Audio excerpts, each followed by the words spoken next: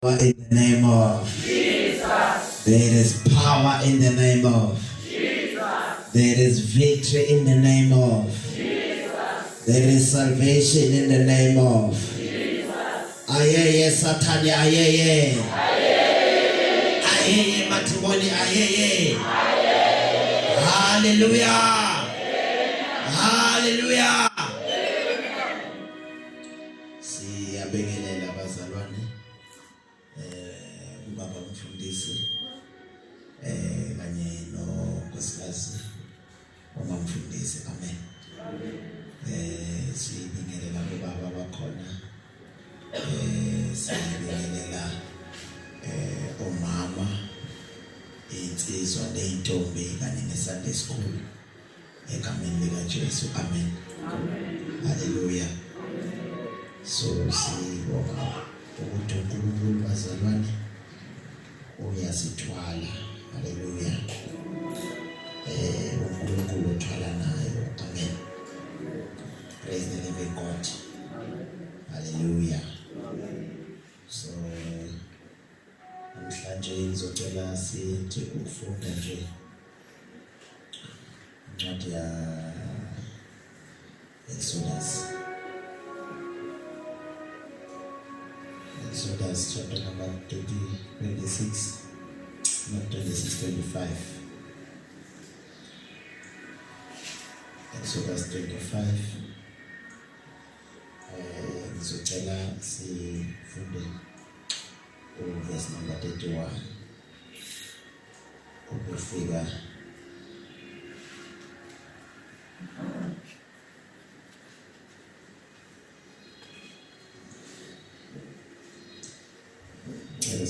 verse number 36. Make a lampstand of pure gold. Make its base and its shaft of hammered gold. Its decorative flowers, including buds and petals, are to form one piece with it. 6 branches shall extend from its side, 3 from each side. Each of the 6 branches is to have 3 decorative flowers shaped like almond blossoms with buds and petals. The shaft of the lampstand is to have 4 decorative flowers shaped like almond blossom with buds and petals. There is to be 1 bud below each of the 3 pairs of branches. The buds, the branches, and the lampstand are to be a single piece of pure hammered gold. Amen. Hallelujah.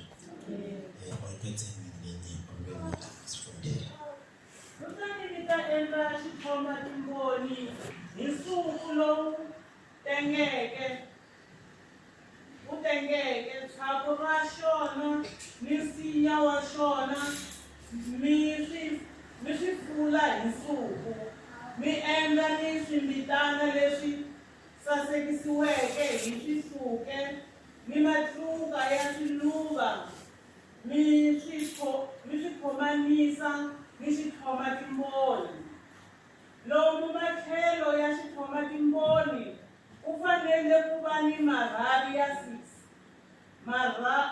Manharhu ma ta huma etlhelweni rin'we, manharhu etlhelweni lerin'wana. Rhavi rin'wana ni rin'wana eka marhavi lawa ya 6 lama humeleke ematlhelo ri fanele ku va ri ni swimbitana swinharhu leswi fanaka ni swiluva swa almond. Xin'wana ni xin'wana xa swimbitana leswi xi fanele ku sasekisiwa hi swihluke ni matluka ya swiluva. Ensinyeni wa kona ku ta va ni swimbitana swa 4 leswi fanaka ni swiluva swa almond, naswona swi ta va swi sasekisiwile hi swihluke ni matluka ni swiluva. Ehansi ka lomu marhavi mambirhi ya xikhoma timboni ma hlanganaka kona, misinya wa xona ku ta xikhomile misinya. Hallelujah. Manje uthi indaba yethu sizokwazi ukuthi izosoma asifunde chapter 27 bese sifunde u-20 and 21. Chapter 27, 20 and 21. Command the people of Israel to bring you the best olive oil for the lamb, so that it can be lit each evening. Aaron and his sons are to set up the lamp in the tent of my presence outside the curtain, which is in front of the covenant box. There in my presence it is to burn from evening until morning. This command is to be kept forever by the Israelites and their descendants. Amen. Kutani ngizobyela va-Israyele hinkwavo leswaku va mi tisela mafurha layo tenga lama humaka eka murhi wa mifari, leswaku rivoni ri ta lumekiwa ri tshama ri ri karhi ri pfurha. Aroni ni vana va yena va ta teka rivoni leri eka ntsonga lowo hlawuleka ehandle ka xisirhelelo lexi sirhelelaka areka ya ntwanano, ri ta tshama ri pfurha emahlweni ka mina hosi kusukela ni madyambu rixa. Nawu lowu wu fanele ku hlayisiwa hi va-Israyele ni vatukulu va vona minkarhi hinkwayo. Siyabonga. Futhi incwadi ezoyifunda yesithathu kuba uZakhariya chapter 4. Asifunde verse 11 to verse number 14.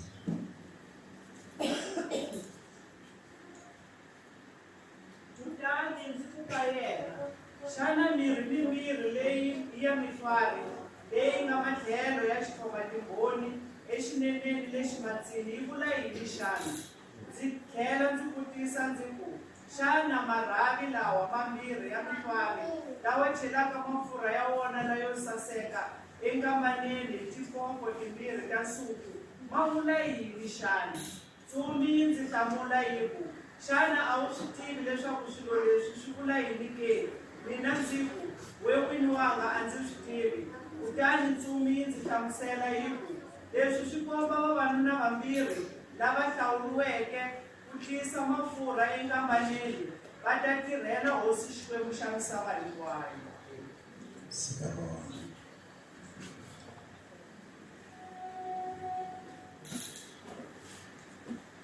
Another language wephethe sikwazi ukuthi sicoce le mibhalo bese sithandaza.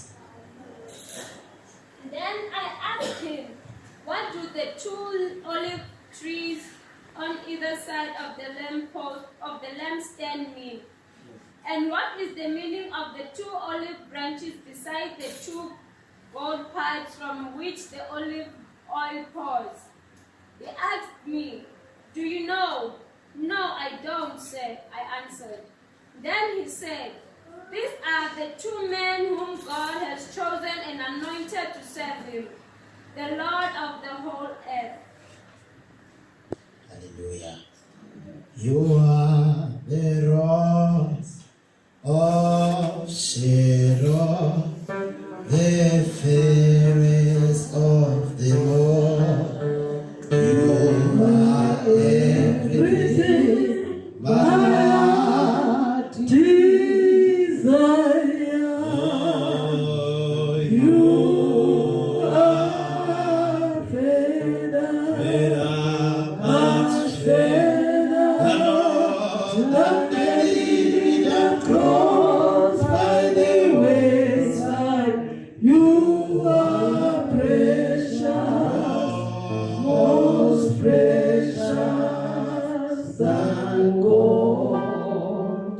Sweet, sweet Jesus.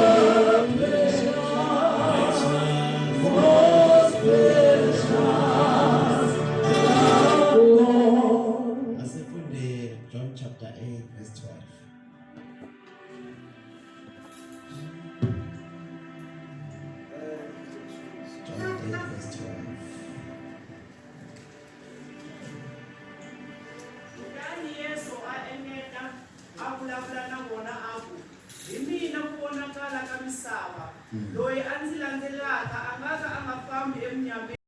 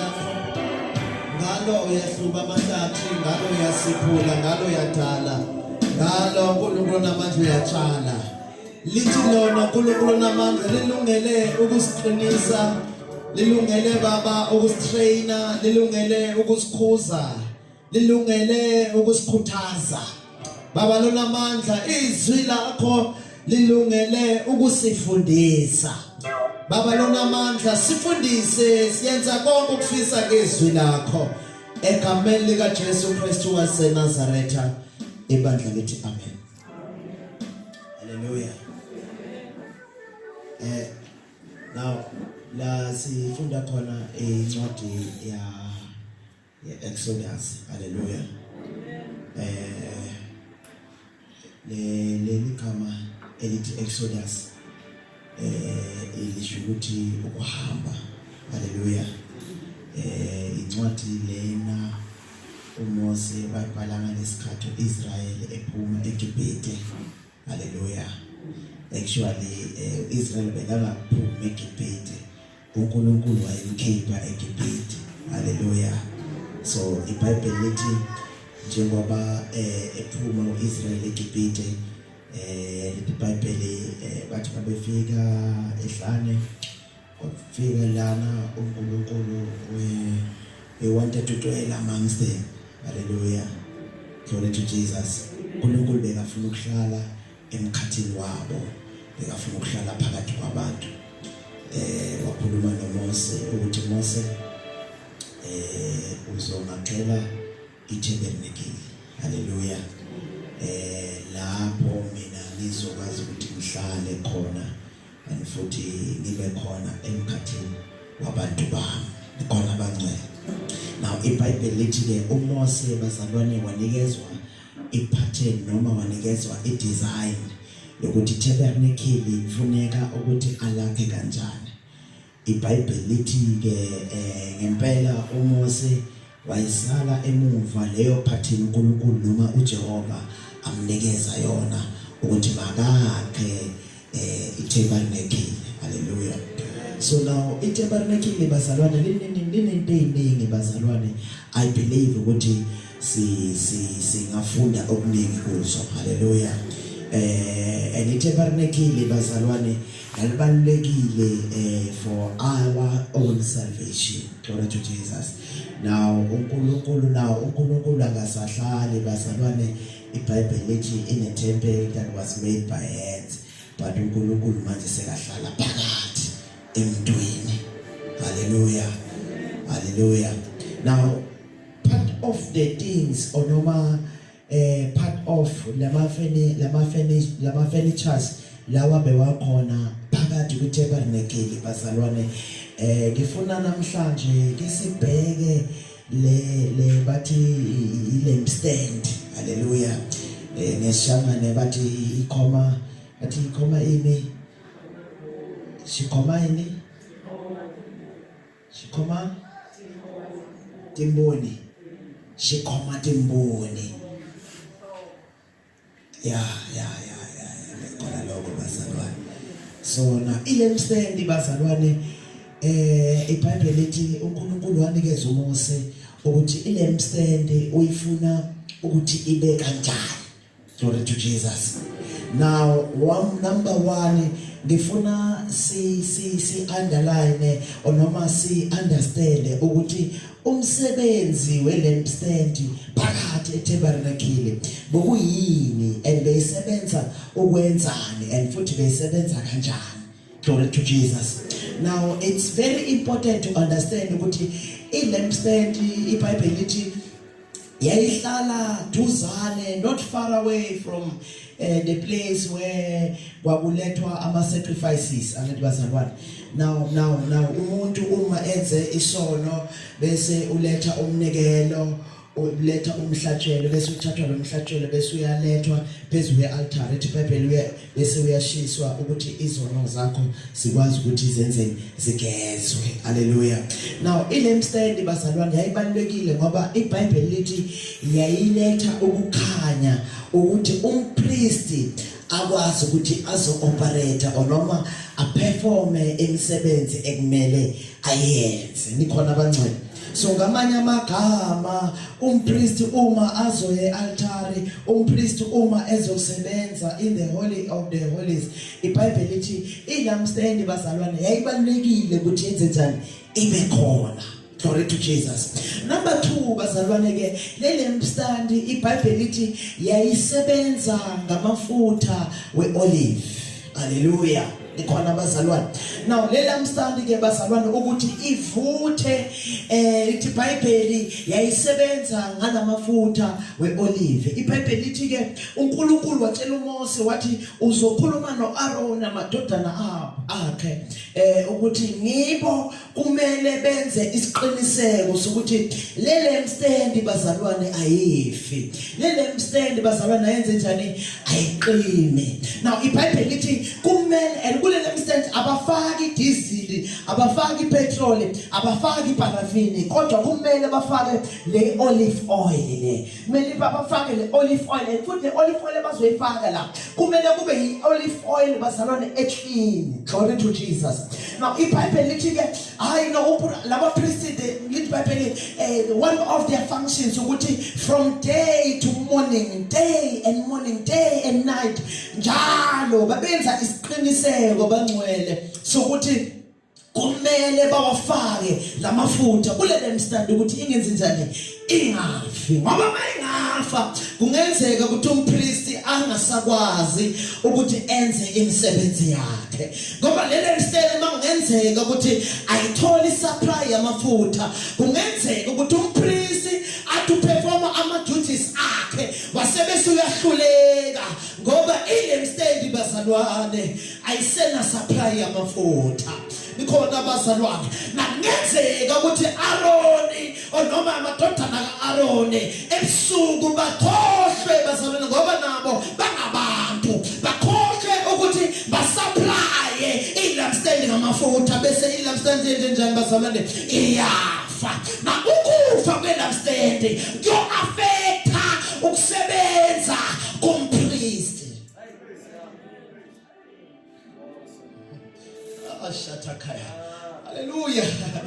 Athi Jesu mayifundisa uthi nina ni nomsawoti wezwe nikhona abazalwane athi you are the salt of the earth bese athitheke mayithetha alandele the next statement uthi you are the light of the world. Shatakaya. Uthi mangabe lokukhanya siyathatha sikubeka ngaphansi siyakumathaka labantu ukukhanya bazokuthatha kuphi ngamanye amagama raphatha ngamanye amagama usebenza onoma amandla wensindiso azobonakala mangabe lokukhanya lithi iBhayibheli kumele kube sendaweni la kubonakala khona kodwa ukukhanya makungafihlwa onoma ilamstand yayingabi nomsebenzi yayingenza umsebenzi wayo umpristi naye uzawuba nenkinga makumele enze umsebenzi wakhe. Glory to Jesus. Now when you read in chapter number 4 incwadi kaZakhariya iBhayibheli lithi uZakhariya ube nevision. Glory to Jesus. Now kule vision uZakhariya banayo iBhayibheli lithi ubone izihlahla eziwu2. Glory to Jesus. Cala abantu abawu2 enani bancane 2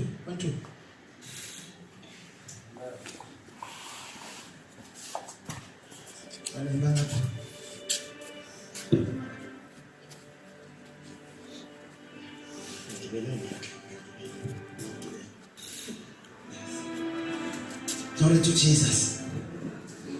uZakhariya iBhayibheli lithi uba nombono. Praise the Lord. Now iBhayibheli lithi kulo mbono abanawo kuvela izinto eziwu2. Glory to Jesus. Now where uNkulunkulu emtshela ngetempeli ukuthi akatshela uZerubhabheli ukuthi le tempeli njengoba selizowakhiwa akusingamandla abo. Hallelujah. It's not by might, not by power, but by the Spirit of God. Glory to Jesus.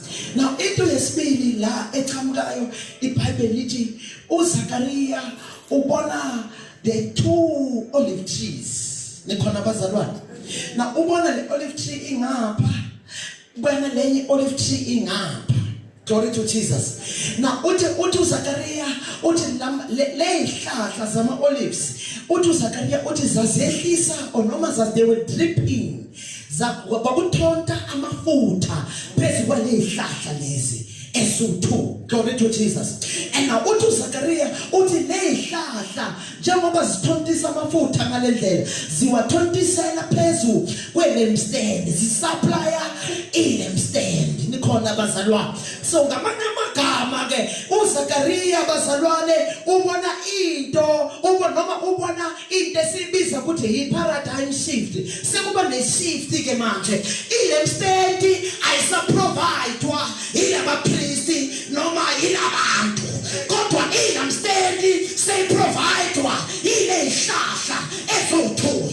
Glory to Jesus. Now uthi uZakhariya uthi mina angiswisisi uNkulunkulu ukuthi kwenzakalani la indaba lehlahla ezo2 sama-olives kuyizona esiyothela kulela stand. Shantakaya.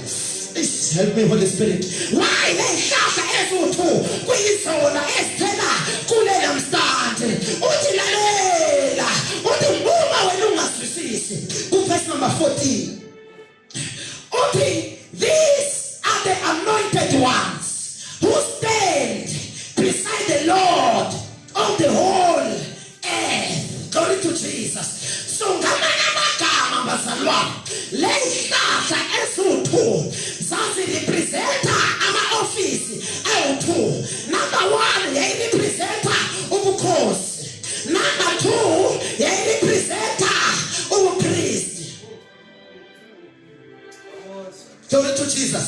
Now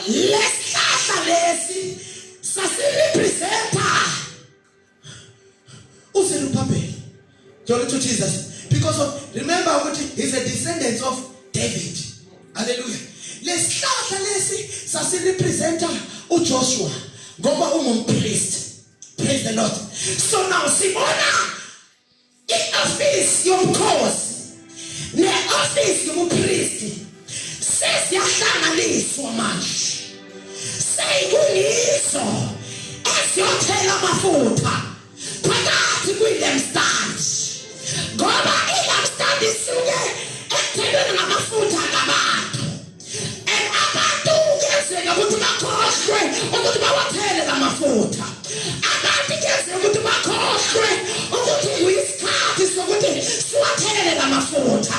Kodwa iBhayibheli lithi uZakariya ubona i-office lobukhosi ne-office lobupristi seyihlangene manje, sekuyizo ezithela amafutha kule lampstand.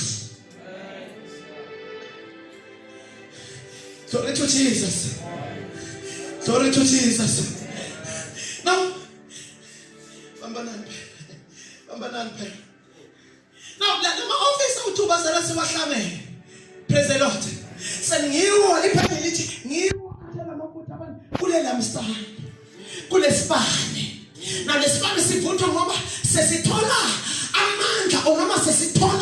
Ukukanya. Kule office. The office of priest. The office of cause. Now, if I believe in Barcelona, as it is a seat, and Messi nage. If I believe in Uma, Jesus, as was fed and mamless way. Utimina nawe, sisindiswe. Ida yokala wangena buyo. If I believe in wangena pagati, eketsemane. If I believe in eketsemane Barcelona, kwalo ikatene, and kwalo ikatene, yama olives, kamanya lana ma-office auto ehlanganiswa shatakaya kata. iBhayibheli, he is the King of Kings. iBhayibheli, he is the King of Kings. iBhayibheli, umpristi omkhulu. So now the priestly office and the king office zahlanganiswa, sekuyizona manje ezithela amafutha kulesibane. Ngamanye amagama, isibane bazalwane kuma unoJesu kuleli sihlale sifutha. Isibane bazalwane unoJesu ekhona kuleli sihlale sifutha, ngoba sathelwa ngabantu kodwa sithelwa nguye. Asathelwa ngabantu sithelwa nguye.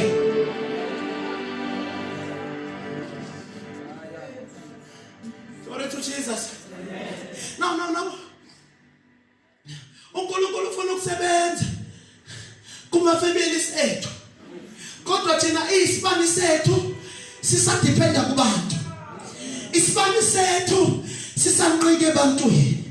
Isibani sethu sisafuna ukukonfenwa ngabantu. Isibani sethu sisafuna ukuthi sithandwe ngabantu. Lalela mntana sekhaya, abantu ayikho into enhle bazoyikhuluma ngawe. Abantu ayikho into emnandi abazoyikhuluma ngawe. Uma uthi uyathandaza abantu usenza ngcono. Uma uthi uhlale ekhaya abantu uyangala. Mangenzi heta lenhle angeke batshele ngayo. Kodwa into abazokutshela ukuthi unekhanda elikhulu, ukuthi wena nendlebe ezinkulu, ukuthi wena jawathaka. Kodwa manje bazalwane, isikhathi sokuthatha amehlo ethu siwasuse ebantwini sibhekise kuye, ngoba amafutha akhona. Amafutha azovutisa lesibani sethu atholakala kuJesu. Praise the Lord. Now, iBhayibheli lithi njengoba yabona lesibani bazalwane sesithola amafutha kuphi kule office. Mawufunda incwadi kaMathewu chapter number 25, iBhayibheli likhuluma ngamantombazana awu-10. Angithi 10 virgins. iBhayibheli lithi they were supposed to meet the groom. Praise the Lord. iBhayibheli lithi kwaba nabanye abathatha amafutha. Glory to Jesus. Bathatha amafutha, bathatha amanamstand. Praise the Lord. Senzeni kahlukana. Laba bathatha amafutha. Praise the Lord. Baphinde bathatha nani? Namalembe. Hallelujah. Laba bathatha amalembe wodwa. Bangathathi ini bazalwane? Amafutha. Nikhona abazalwane. Na iBhayibheli lithi laba bebahlakaniphile. iBhayibheli lithi laba bebayiwula. Glory to Jesus. Now into ebanza ukuthi kube yiwula bazalwane ayisikona ukuthi abathathanga amafutha. Glory to Jesus.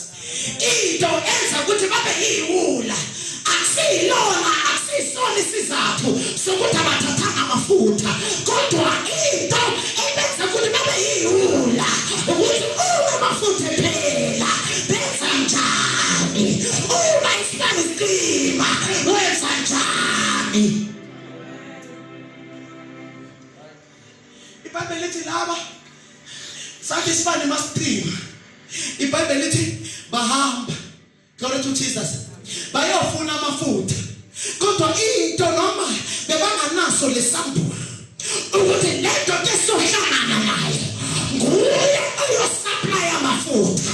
Lento esohlangana nayo nguye oyikukhanya ngoba lithi iBhayibheli mina ngikukhanya kwezwe enosala mina emuva enofuna mina ohamba nami akasahambe ngomnyameni kodwa uhamba ekukhanyeni.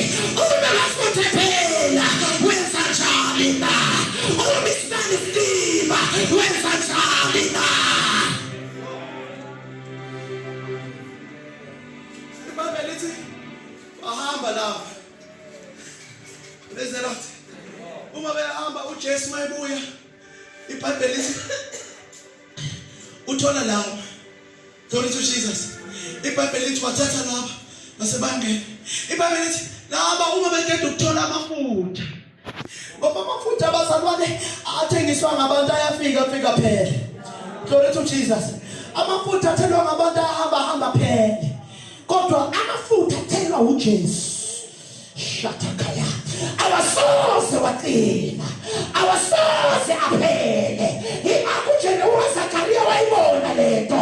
iBhayibheli lithi lehlahla zamaolisi sasithontisa njalo zingaqedi sasithontisa njalo zingathathani. iBhayibheli lithi mabebuya watholakala ukuthi ispace asekho. Segu ta mama selashona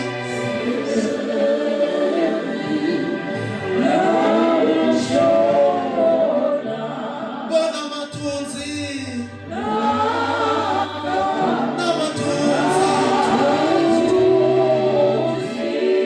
asemate ona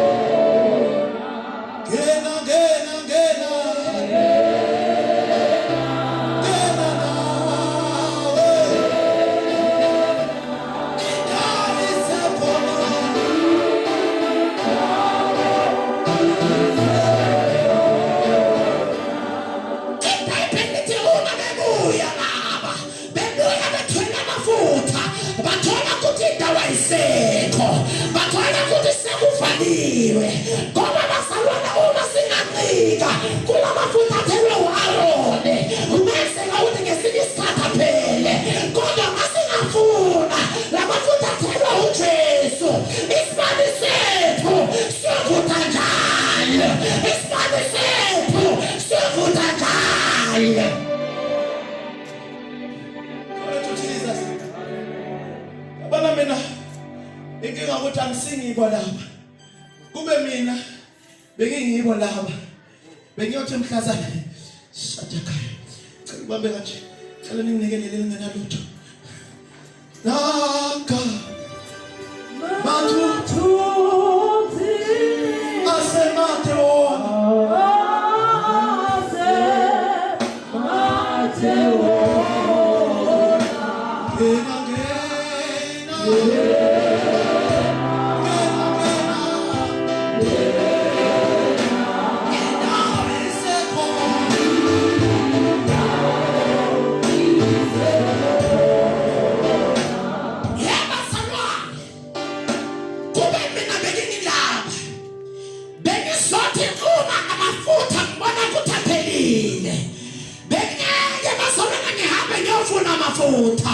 kodwa bengizosondela laba abangathi bawaphethe ngingasuki duze nalaba angathi into yami isesenamandla ngingasuki duze nabo ngoba uzothi umnikazi bayefika uzongithola ngikhona la uzongithola ngingahambanga ingxaki yabo noma imistake abayenza ukuthi wathana futhi phela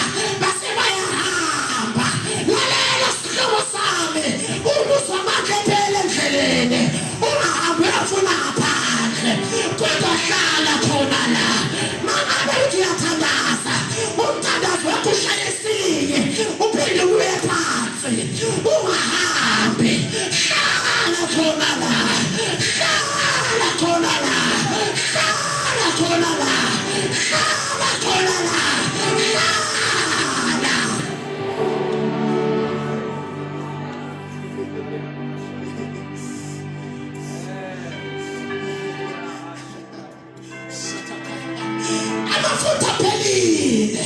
kodwa ngizohlala la into engenza ngihlale la ngoba ngiyazi ukuthi le ndoda ezayo iletha amafutha angcono le ndoda ezayo iletha amafutha angapheli le ndoda ezayo iletha amafutha lazenza isibani sami singaqini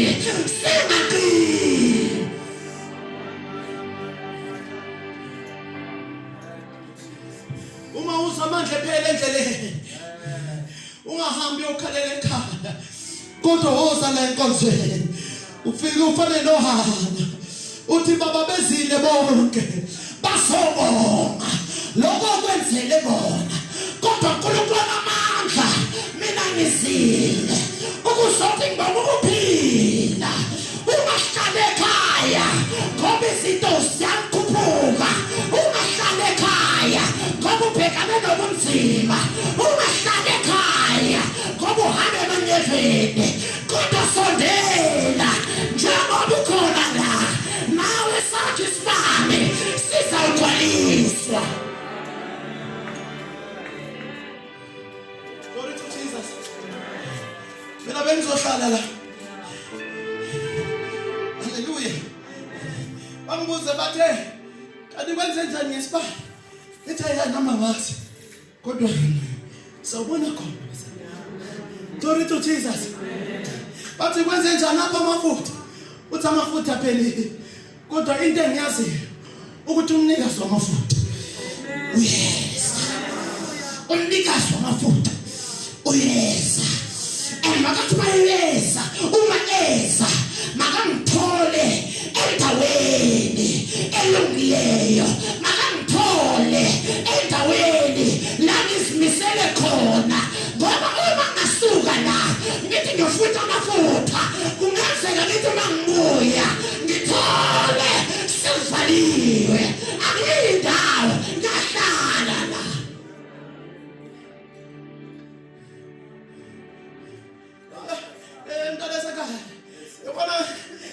Kwezinye inkhathi uzwa ngathi indaba ensindiso manje angizwa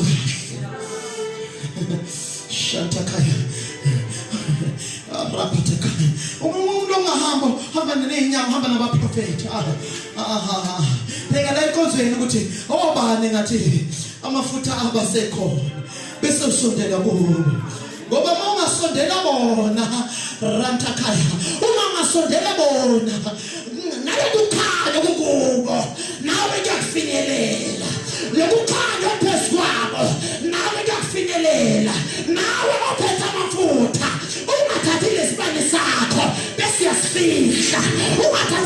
isibaluli sakho bese uthi wena ungcono kunabanye abantu.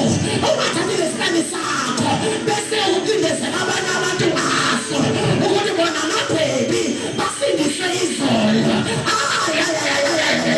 Ayisebenzi kanjalo bazalwane.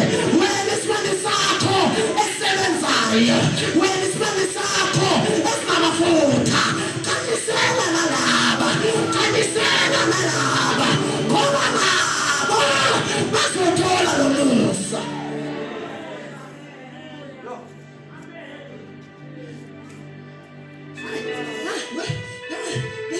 Labantu vele abasindisa namhlanje angibatholisisi kahle vele.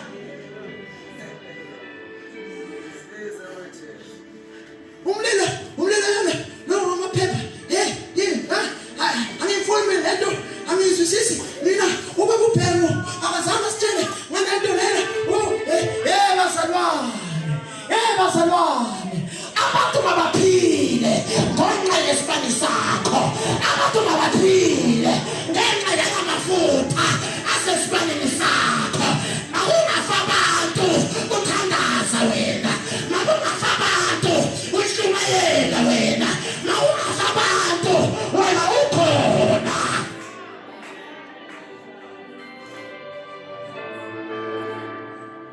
Vele sibonile ukuthi le ntambo vele ngeyiphelele ndawo. Sibonile ukuthi le ntambo vele into zamanje, into zesimanje ziyaphela. No, ufuna usikhombe yangamampela.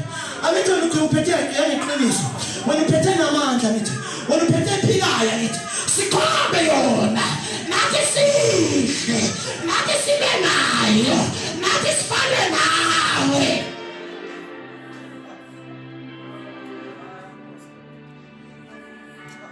Glory to Jesus.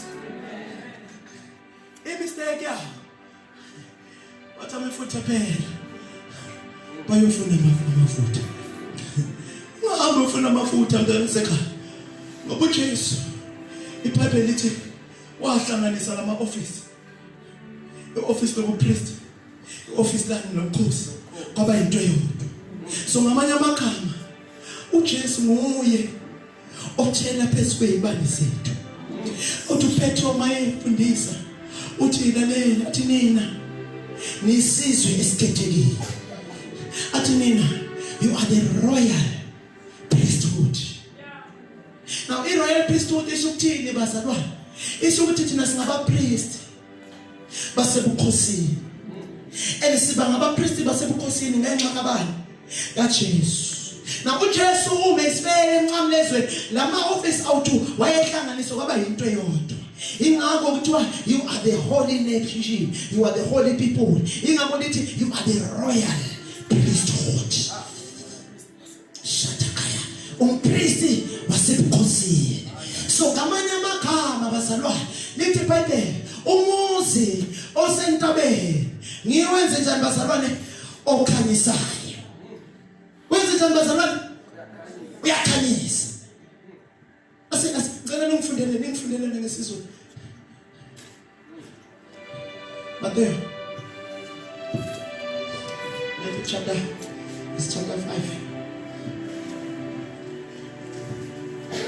Jesu amudima nasibani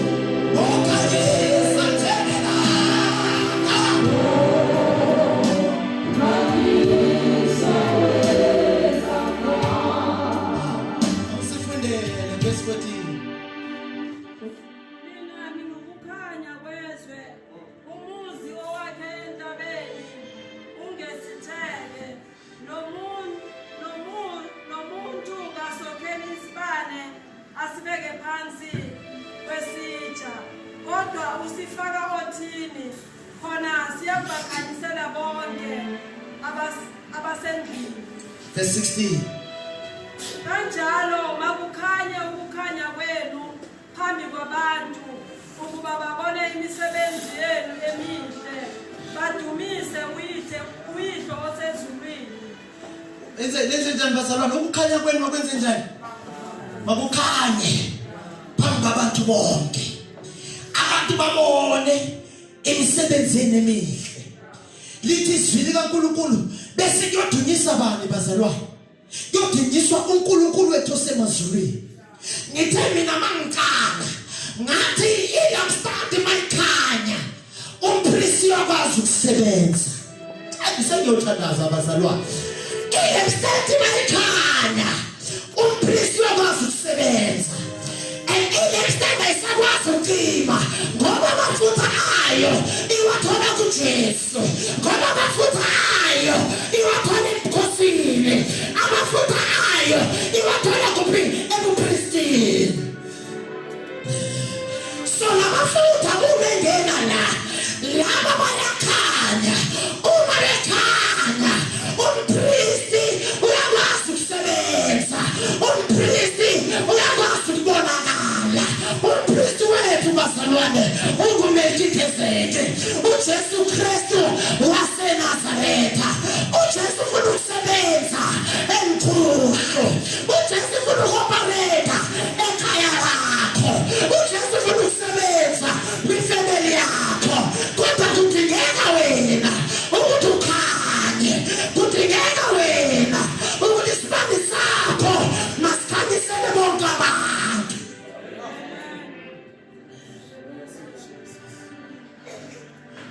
Ilona uma likhanya alikhethi ukuthi isihlahla sepentshisa ngesithandi. Alikhethi ukuthi isihlahla samabhanana angisifuni. Alikhethi ukuthi uzibanibani uyathakatha. Kodwa ila uma likhanya iBhayibheli lithi likhanyisela bonke abantu. Abantu ababi nabantu abahle. Abantu abathandazayo nalabo abangathandazi. Kudingeka abazalwane sikhule sifike kwi-level la sikwazi ukukhanyisela wonke umuntu. Singakhanyisela abantu esibathandayo. Singakhanyisela ama-favorite. But wonke umuntu osemhlabeni simkhanyisele. Ngoba iBhayibheli lithi uma sinasikhanyisa yena uyasebenza. Uma thina sikhanyisa yena uyasebenza.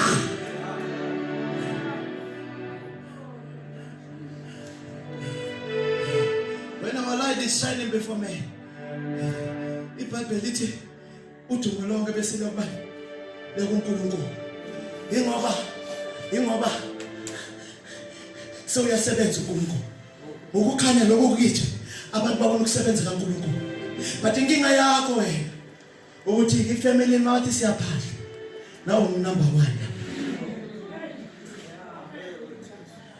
Inkinga yakho ebile wena wesi ngoba mangabe ubona umama onenkinga la ebandleni kunokuthi uthi mama ake singene u3 days man sike sizwe uNkulunkulu ukuthi uthini. Uthi hayi mama man la yeziphi ufuna umuntu ungwana kuna baba ungwana wafunana ufuna abantu bathi hinkwabo lokulaba abana wabakuma ka baba lo ya ane ngange yeziphi. Glory to Jesus. La kunokungola khona la kunezinto ezibhedayo ezibheke eceleni nguwe unumber 1 lapha. Kodwa uma sikhuluma ngento zikaNkulunkulu umunumber last. Awungene ukuthi uhambe eprofitini noma enyangeni noma ekuphi lababhula khona bafika bathi beka 10,000 pounds umkhiphi mina ungapheki nasemuva. Uma sizala enkonzweni sithi siyanikela siyapledge sesiyakha skipha ama-1000 kuthi hayi mali eyitele ina mali ina eyitele akupheka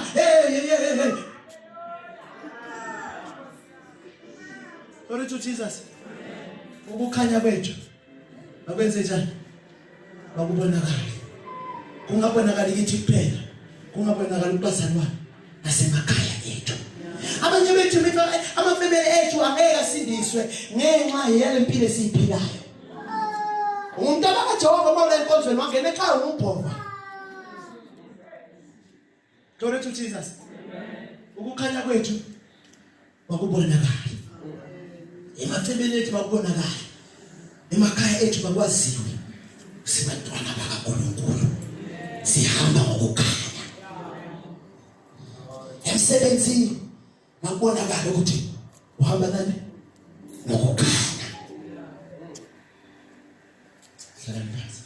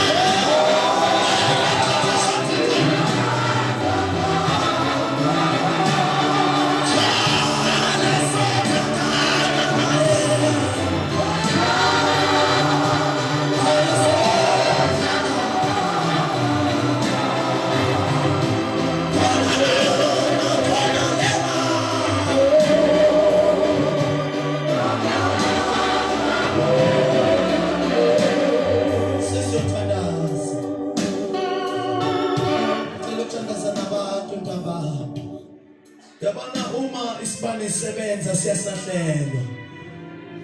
Intuthwane zonke into eziphaphayo zigijimela kulesibane esikhanyayo.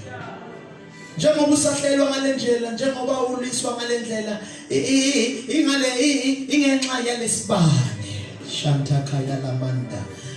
Ngifuna ukuthandaza nabantu abathi mfundisi, isibane sami sisahlelwe. Sibani samba sakuthi ngendlela engisazi ngayo. Ufuna sothandaza nawe. Sisahlabelela cela ukuthi imuze ngaphambili.